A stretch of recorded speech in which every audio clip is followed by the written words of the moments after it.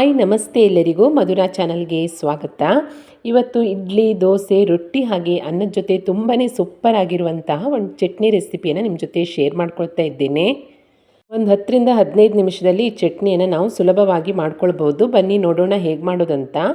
ಮೊದಲಿಗೆ ನಾನಿಲ್ಲಿ ಸ್ಟವ್ ಮೇಲೆ ಒಂದು ಬಾಣಲೆಯನ್ನು ಇಟ್ಕೊಂಡು 1-2 ಸ್ಪೂನ್ ಆಗುವಷ್ಟು ಎಣ್ಣೆಯನ್ನು ಸೇರಿಸ್ಕೊಳ್ತಾ ಇದ್ದೇನೆ. ಎಣ್ಣೆ ಕಾದ ನಂತರ 1 ಸ್ಪೂನ್ ಆಗುವಷ್ಟು ಕಡಲೆಬೇಳೆ, 7 ರಿಂದ 8 ಎಸಳಾಗುವಷ್ಟು ಬೆಳ್ಳುಳ್ಳಿ, ಹಾಗೆ ಖಾರಕ್ಕೆ ತಕ್ಕಷ್ಟು ಒಣಮೆಣಸು. ನಾನಿಲ್ಲಿ 7 ರಿಂದ 8 ಒಣಮೆಣಸನ್ನು ಸೇರಿಸ್ಕೊಂಡು ಇದೆಲ್ಲವನ್ನು ಚೆನ್ನಾಗಿ ಹುರ್ಕೊಳ್ತಾ ಇದ್ದೇನೆ. ನೀವು ಖಾರ ಸ್ವಲ್ಪ ಜಾಸ್ತಿ ತಿನ್ನೋರಾಗಿದ್ದರೆ ಇನ್ನೊಂದು 4 ಮೆಣಸನ್ನು ಕೂಡ ಎಕ್ಸ್ಟ್ರಾ ಸೇರಿಸ್ಕೊಳ್ಬೋದು. ಇದು 3 ಚೆನ್ನಾಗಿ ಫ್ರೈ ಆಗ್ತಿದ್ದ ಹಾಗೆ ನಾನು ಇದಕ್ಕೆ ಉದ್ದಕ್ಕೆ ಹೆಚ್ಕೊಂಡಿರುವಂಥ ಒಂದು ಈರುಳ್ಳಿಯನ್ನು ಸೇರಿಸ್ಕೊಂಡು ಈರುಳ್ಳಿ ಕೂಡ ಸ್ವಲ್ಪ ಮೆತ್ತಗಾಗೋ ತನಕ ಚೆನ್ನಾಗಿ ಫ್ರೈ ಮಾಡ್ಕೊಳ್ತೀನಿ. ಈ ಚಟ್ನಿಯನ್ನು ನೀವು ಹೊರಗಡೆ 3 ರಿಂದ 4 ದಿನ ಇಟ್ಕೊಂಡು ತಿನ್ಬೋದು, ಏನೂ ಆಗಲ್ಲ, ತುಂಬಾ ಚೆನ್ನಾಗಿರುತ್ತೆ. ಈರುಳ್ಳಿ ಕೂಡ ಚೆನ್ನಾಗಿ ಮೆತ್ತಗಾಗ್ತಿದ್ದ ಹಾಗೆ ನಾನು ಇದಕ್ಕೆ 3 ಮೀಡಿಯಮ್ ಸೈಜ್ ಟೊಮೆಟೊವನ್ನು ಈ ರೀತಿಯಾಗಿ ಉದ್ದಕ್ಕೆ ಹೆಚ್ಕೊಂಡು ಸೇರಿಸ್ಕೊಂಡಿದ್ದೇನೆ. ನಂತರ ಇದಕ್ಕೆ ಚಿಕ್ಕ ಹುಣಸೆ ಹಣ್ಣನ್ನು ಚೆನ್ನಾಗಿ ತೊಳ್ಕೊಂಡು ಸೇರಿಸ್ಕೊಳ್ತಾ ಇದ್ದೇನೆ. ಹಾಗೆಯೇ ರುಚಿಗೆ ತಕ್ಕಷ್ಟು ಉಪ್ಪನ್ನು ಸೇರಿಸ್ಕೊಂಡು ಇದೆಲ್ಲವನ್ನು ಒಮ್ಮೆ ಚೆನ್ನಾಗಿ ಮಿಕ್ಸ್ ಮಾಡ್ಕೊಳ್ಬೇಕಾಗತ್ತೆ. ಮಿಕ್ಸ್ ಮಾಡ್ಕೊಂಡ ನಂತರ ಟೊಮೆಟೊ ಎಲ್ಲ ಪೂರ್ತಿಯಾಗಿ ಮೆತ್ತಗಾಗೋ ತನಕ ಇದನ್ನು ಚೆನ್ನಾಗಿ ಬೇಯಿಸ್ಕೊಳ್ಬೇಕು.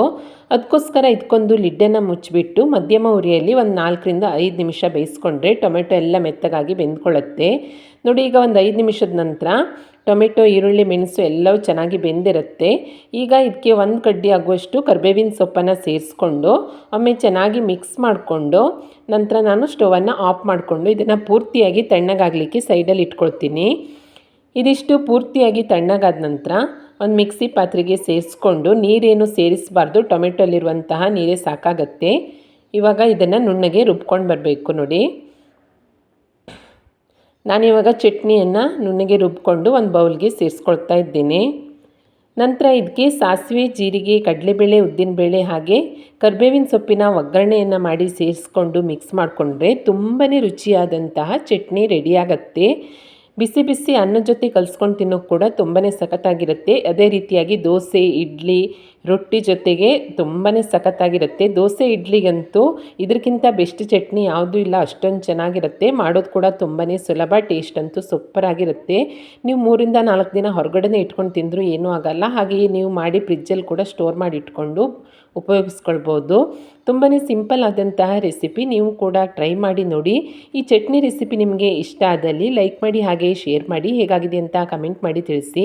ಹೊಸದಾಗಿ ನಮ್ಮ ಚಾನಲ್ ನೋಡ್ತಾ ಇದ್ದರೆ ಸಬ್ಸ್ಕ್ರೈಬ್ ಮಾಡ್ಕೊಳ್ಳಿ. ಸಿಗೋಣ ಮುಂದಿನ ರೆಸಿಪಿಯಲ್ಲಿ. Thank you for watching.